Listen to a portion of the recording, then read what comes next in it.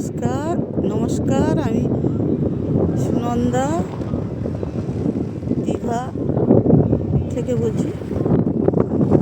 এটা যেদিক থেকে গাড়ি যাচ্ছে আর যেদিক থেকে আসছে এটা শঙ্করপুরের রাস্তা। শঙ্করপুরের কাছেই আছে, এটা একটা শঙ্করপুরেরই অংশ।